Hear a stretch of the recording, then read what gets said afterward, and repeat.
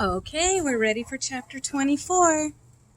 Me and the preacher started walking and calling Winn Dixie's name. I was glad it was raining so hard because it made it easy to cry. I cried and cried and cried, and the whole time I was calling for Winn Dixie. "Winn Dixie!" I screamed.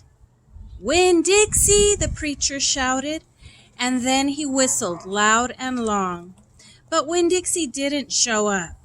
We walked all through downtown. We walked past the Dewberry's house and the Herman W. Block Memorial Library and Sweetie Pie's yellow house and Gertrude's pets.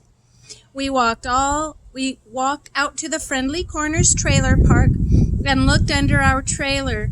We walked all the way out to the Open Arms Baptist Church of Naomi. We walked past the railroad tracks and right on down Highway 50. Cars were rushing past us, and their tail lights glowed red like mean eyes staring at us.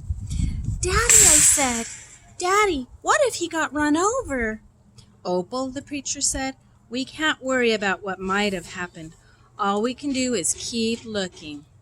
We walked and walked, and in my head I started on a list of 10 things that I knew about Winn Dixie.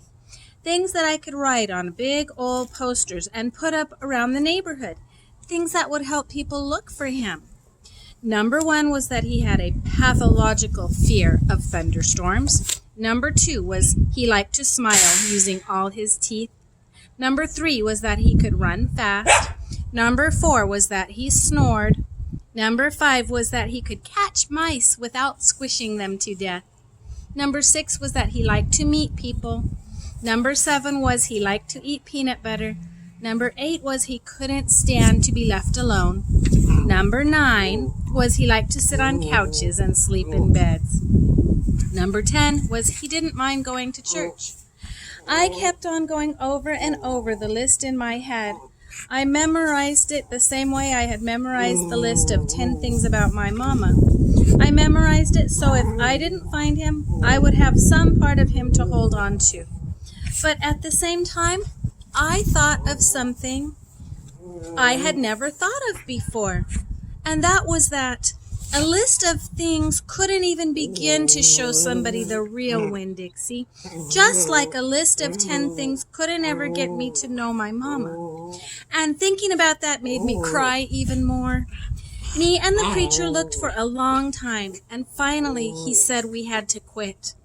"But Daddy," I said, "Winn Dixie's out there somewhere. We can't leave him." "Opal," the preacher said, "we have looked and looked, and there's only so much looking we can do." "I can't believe you're going to give up," I told him.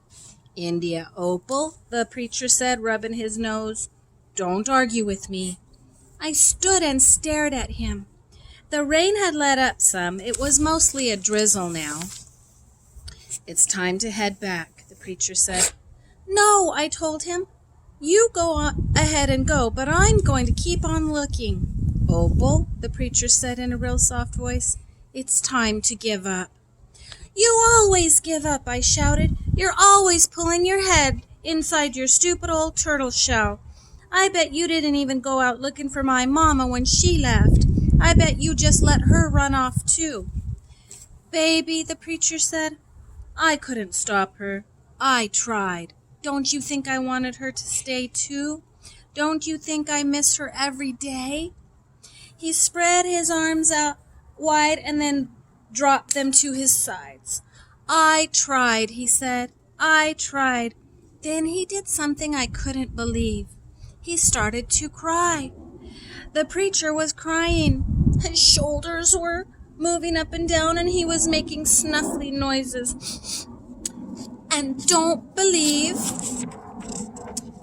that losing Winn Dixie doesn't upset me as much as it does you," he said. "I love that dog. I love him too." "Daddy," I said. I went and I wrapped my arms around his waist. He was crying so hard he was shaking. "It's all right," I told him. "It's okay."